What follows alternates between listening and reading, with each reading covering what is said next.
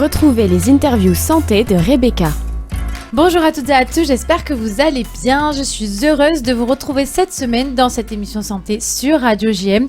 Aujourd'hui, nous allons parler ménopause avec le docteur Chantal Mellon-Galis, gynécologue que vous connaissez bien.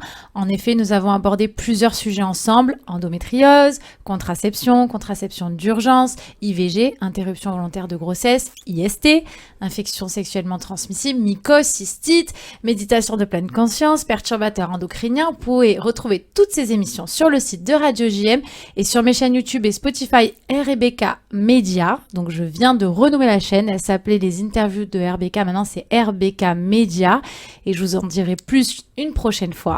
Bonjour docteur. Bonjour Rebecca. Merci encore d'avoir accepté de participer à cette émission. Mais c'est toujours un plaisir. Ça y est, vous êtes la doyenne, hein, c'est bon, c'est officiel. Oui, pareil. Pour parler de la ménopause, je pense que ça s'impose. Alors, qu'est-ce que la ménopause ? Bon, tout simplement, c'est l'arrêt complet du fonctionnement des ovaires. Et ça se traduit donc par l'arrêt des règles, puisque les ovaires ne fabriquent plus d'œstrogène, en particulier plus d'estradiol. Et on parle de ménopause avérée quand ça fait 1 an sans règles. Voilà.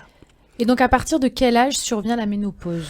En moyenne, dans les pays industrialisés, c'est autour de la cinquantaine. En France, l'âge moyen, c'est 51 ans. Et ce qui est physiologique, c'est entre 45 et 55. Voilà. Et on peut plutôt parler de ménopause, parce que la ménopause, c'est vraiment le moment où le phénomène est fini, les ovaires ne fonctionnent plus. On peut plutôt parler de périménopause, c'est-à-dire la période avant, pendant et après. Voilà. C'est plus vaste et en même temps, ça reflète davantage la réalité de la vie des femmes à cette période-là. Est-ce qu'il existe une ménopause précoce ? Oui, malheureusement, il y a des femmes qui sont ménopausées avant 40 ans. Et c'est la définition de la ménopause précoce. Et donc, à quoi c'est dû, ça ? Alors, en général, ça peut être dû. Il y a des fois où la cause est évidente. Les femmes ont été opérées des ovaires des deux côtés et il reste trop peu de tissu ovarien pour qu'ils fonctionnent normalement. Ou bien elles ont subi une chimiothérapie ou une radiothérapie pelvienne sans protection, sans transposition des ovaires, parce qu'on peut faire une chirurgie pour mettre les ovaires à l'abri des rayons de la radiothérapie. Et sinon, il y a parfois des maladies auto-immunes. Il y a aussi des problèmes héréditaires, génétiques, des mutations sur des gènes, des altérations du karyotype avec un chromosome X en moins. Et aussi un certain nombre de cas où on ne connaît pas la cause. Dans la plupart des cas, on ne connaît pas la cause. Mais quand on parle de ménopause précoce, du coup, ça peut être à partir de quel âge ? À partir du moment où c'est avant 40 ans, c'est la définition, mais ça peut être malheureusement à 28 ans, à 35 ans, ça peut être vraiment très très tôt, notamment dans les problèmes génétiques. Alors il y a des choses différentes. Hein. Il y a ce qu'on appelle ménopause précoce et qu'on a tendance maintenant à appeler insuffisance ovarienne précoce, parce que c'est un peu moins violent comme diagnostic à annoncer à une jeune femme qui est devant nous. Et il y a ce qu'on appelle aussi la diminution de la réserve ovarienne. Alors ça, c'est différent de l'insuffisance ovarienne précoce et ça recouvre pas mal de réalités différentes. C'est-à-dire que ça s'est révélé à partir du moment où on a commencé à faire des procréations médicalement assistées et on s'est aperçu que certaines femmes qui étaient jeunes et qui n'avaient aucun trouble du cycle avaient déjà des difficultés, leurs ovaires avaient des difficultés à réagir de la manière attendue au traitement. Et donc ça, c'est une diminution de la réserve ovarienne.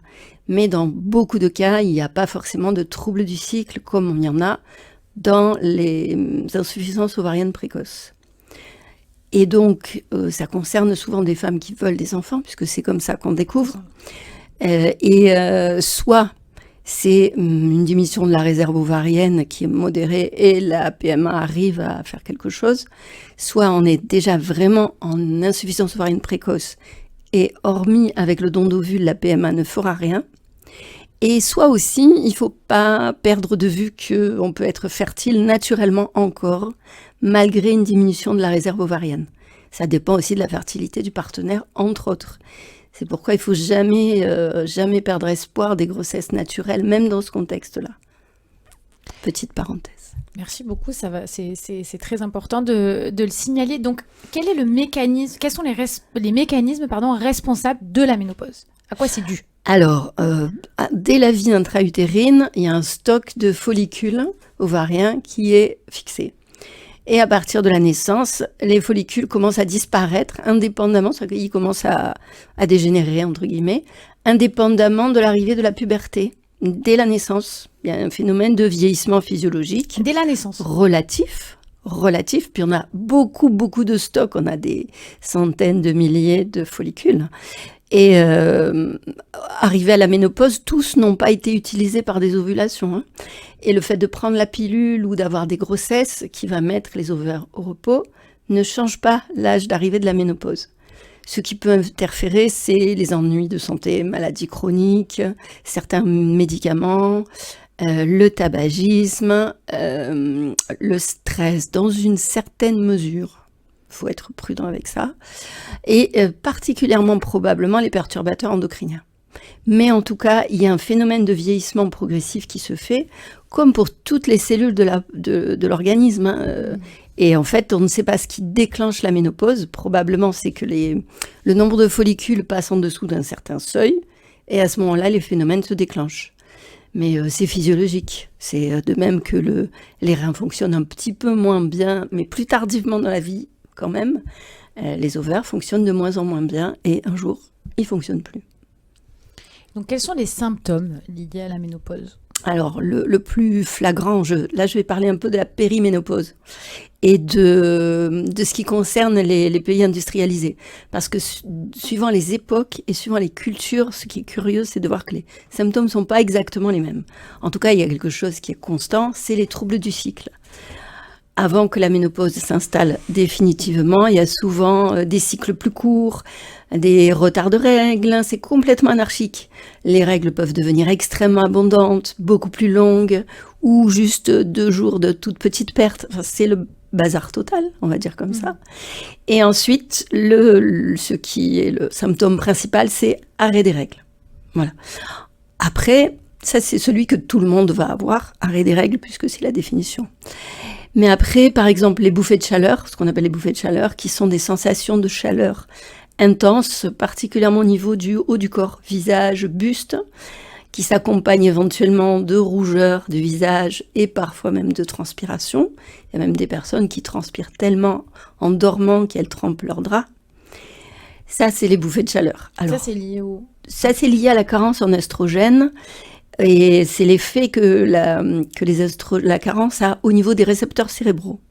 Ça déclenche ces bouffées vasomotrices. Alors, on sait qu'il y a des femmes qui n'en auront jamais. On ne sait pas pourquoi, mais elles n'en auront jamais, ou juste 1 ou 2, puis c'est terminé. D'autres, au contraire, moi j'ai eu des patientes qui jusqu'à 80 ans me disaient « Ah, j'ai encore des bouffées de chaleur ». Bon, c'était plus à tremper les draps, mais ça les gênait. Pas mal de femmes qui sont dans le milieu du travail sont gênées parce qu'au milieu d'une réunion, ça leur arrive d'avoir une bouffée de chaleur visible par tout le staff autour. Et c'est amplifié par le stress. Donc évidemment, ça y est, la bouffée de chaleur arrive, je vais avoir une bouffée de chaleur, donc ça amplifie tout. Mais bref, toutes les femmes ne sont pas égales devant la bouffée de chaleur. Il y en a qui n'en auront pas. L'intensité peut varier, la durée peut varier. Elles finissent dans la plupart des cas par s'arrêter spontanément, mais ça peut prendre plusieurs années. Est-ce qu'il y a aussi la prise de poids ? Alors la prise de poids, c'est assez fréquent, mais c'est pas obligatoire, c'est pas constant. Et donc plutôt que de faire des régimes sévères, il vaut mieux augmenter l'activité physique, parce que de toute façon, dans nos pays, la plupart des gens mangent plus que leurs vrais besoins caloriques. Donc on a tous un petit peu d'avance. Pas toi, mais je veux dire par là, on a quand même une alimentation qui est un peu supérieure à nos vrais besoins.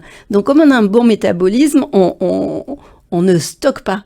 Mais arrive un moment, en vieillissant et à la ménopause, parce que les hommes aussi grossissent, on parle du prise de poids des femmes, mais les hommes grossissent aussi avec le petit bedon, là. Bon. Donc, c'est plus en augmentant à chaque fois, c'est nous qui prenons voilà. Les hommes aussi. Et oui, les cheveux blancs et le petit bedon, c'est charmant, mais que chez les hommes. Et donc, du coup, je perds mon fil, là. Non, mais c'est moi qui me perturbe toute seule.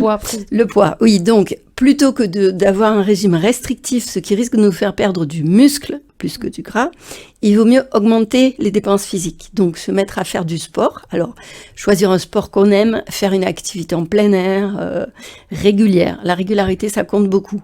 Et faire quelque chose qu'on aime. Parce qu'on le verra après dans les conseils, il y a beaucoup de bénéfices à faire une activité physique. Et est-ce qu'il y a aussi parce qu'à la pharmacie, il y avait beaucoup de patientes qui venaient et qui parlaient de sécheresse vaginale et ça les gênait vachement au niveau lors des rapports sexuels. Alors ça, c'est vrai que maintenant, il y a un tabou qui commence à être levé, mais auparavant, c'était très difficile. Les femmes le disaient pas spontanément. Mais oui, il y a une tendance à la sécheresse vaginale, à des irritations, à des fuites urinaires aussi, et un peu plus souvent des cystites. Et parce que le microbiote, la flore vaginale se modifie, parce que les oestrogènes manquent et la muqueuse devient plus fragile. Mais là, il y a des traitements locaux et le fait de maintenir une activité sexuelle régulière pallie beaucoup à ces inconvénients. Il y a parfois aussi de l'insomnie. Alors l'insomnie, ça peut être lié aux bouffées de chaleur qui réveillent, mais ça peut être en soi. Il y a parfois des problèmes d'humeur, des hauts, des sautes d'humeur, des hauts, des bas difficiles à contrôler, une petite tendance à la tristesse, voire à la dépression. Et c'est aussi parce que la ménopause, c'est connoté négativement chez nous. Et ça s'accompagne aussi souvent de changements dans le statut social, dans la vie. Des fois, il y a des problèmes de couple, il y a des divorces. Les enfants partent faire leurs études. Alors même si c'est pas... très souvent, les femmes ont un travail. Il n'y a pas que la famille dans la vie, mais c'est quand même important. Et donc, ça déstabilise. Et même parfois, il y a des difficultés au niveau du travail avec des jeunes qui arrivent, qui discutent le bien fondé de ce qu'on fait. Enfin, voilà, c'est une période qui peut être une période de bouleversement, indépendamment du problème hormonal. Voilà, tout se situe en même temps. Bon, maintenant, l'âge de la retraite, c'est beaucoup plus tardif. Donc, il n'y a pas en plus la retraite à gérer, mais il y a beaucoup de changements en même temps. Et chez les hommes, on va dire « Oh, c'est la crise de la cinquantaine ». Chez les femmes, on dit « Ah, c'est la ménopause ». Ouais. Donc, il y a une inégalité qui persiste là, dans le traitement du problème. Mais ça va aller. Je suis sûre qu'on va arriver à faire bouger les choses. Alors, quels conseils donneriez-vous aux femmes ménopausées pour les aider, du coup, dans leur quotidien ? Est-ce qu'il existe des sites, des livres ? Avant de parler de ça, quelle est la prise en charge de la ménopause ? Alors, la prise en charge de la ménopause. Avant de donner les conseils. Déjà, moi, ce que je dirais, quand on commence à avoir des symptômes, le mieux d'aller voir son médecin traitant ou son gynécologue. Bon, on part du principe que le médecin traitant ou le gynécologue que nous avons choisi est quelqu'un qui va nous écouter, qui est bienveillant et parce que là, c'est une période de la vie, encore plus que la grossesse, encore plus que l'infertilité, où l'écoute est vraiment très importante. Il faut qu'on ait confiance, que la personne nous écoute et prenne en compte ce qu'on a dit, de quels symptômes on s'est plaint et comment ça va être pris en charge. Donc, premier point, consulter le gynécologue. Dans certains cas, ça sera un traitement hormonal substitutif de la ménopause qui sera mis en place, avec œstrogène seul si la femme n'a plus d'utérus, ou œstrogène et progestatif. Alors, il faudra voir avec le médecin comment, quand, quelle manière. Ça, on ne va pas trop rentrer dans le détail parce que c'est très, très individuel. L'idéal, c'est de faire un peu du sur-mesure. Et évidemment, en l'absence de contre-indication. Si le traitement hormonal n'est pas souhaité ou qu'il y a une contre-indication, il y a aussi des traitements alternatifs de phytoœstrogènes. Mais attention, suivant les phytoœstrogènes, il y en a qui ont un vrai effet œstrogénique, comme la sauge par exemple. Donc il faut respecter exactement les préconisations données par le pharmacien, par le médecin ou de la notice. Il ne s'agit pas de doubler la dose pour que ça agisse mieux.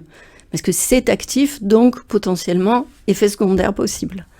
Donc phytoœstrogènes, je ne rentre pas dans les détails, mais aussi règles d'hygiène de vie, très important ça.